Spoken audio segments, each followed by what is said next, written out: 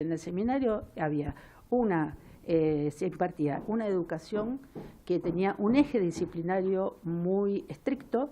En segundo lugar, los chicos se manejaban con una rutina también muy estricta, donde había, por ejemplo, la imposibilidad de hablar entre los menores con los mayores. Es decir, los de primero y segundo año de ese secundario, no, que eran los que pertenecían al seminario menor, que es el caso de los chicos abusados en esta causa, no podían tener contacto, no podían hablar con los mayores, ni siquiera con los de cuarto o quinto, ni siquiera con los que estaban llevando adelante todas las materias para convertirse en sacerdote.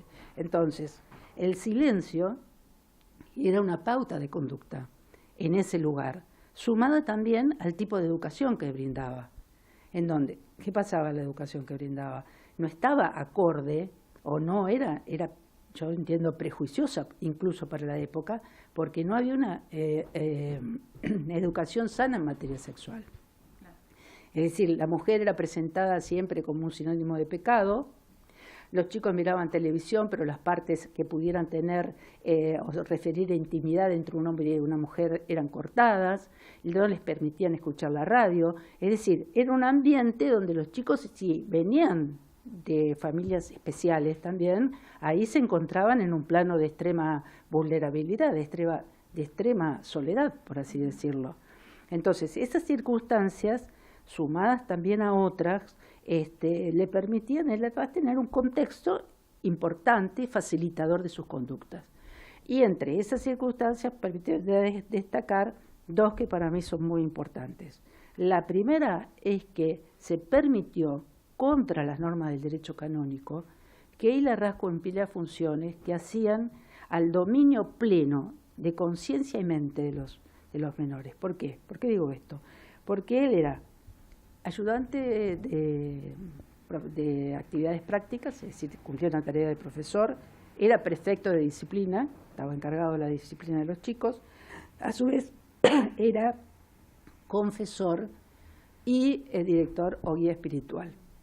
Para el derecho canónico, estas funciones, a las que le podemos sumar la de administrador que le dieron en el año 89, estas funciones implicaban un conocimiento de dos ámbitos de la persona, el interno y el externo.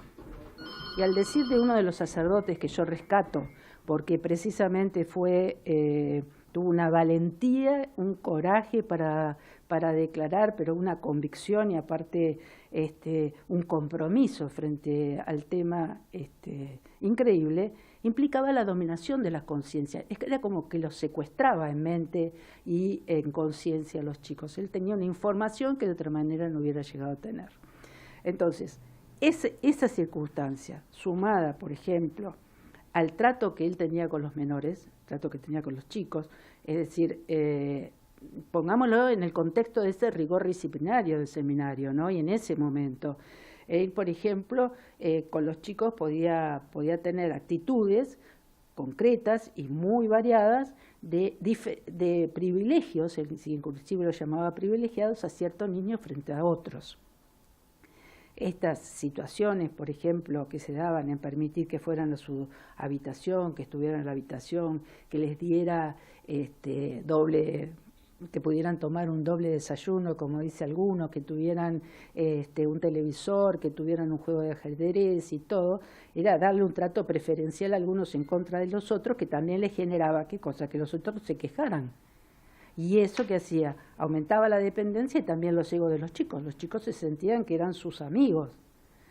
Entonces, todas estas circunstancias, más otras más, llevaron a un pleno dominio de Hilarraz frente a estos menores.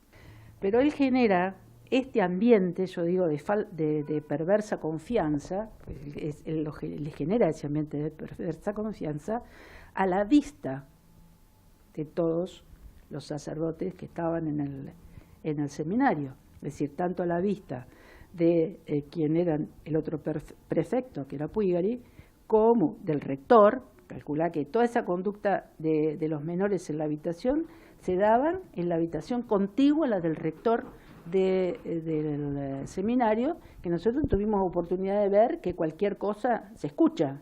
¿Quién era el rector? Jacob.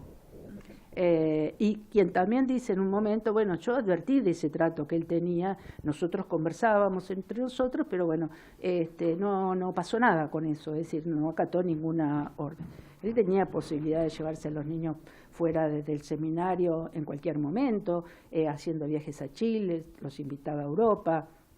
Es decir, un trato y una confianza que no se daba en el resto de los sacerdotes.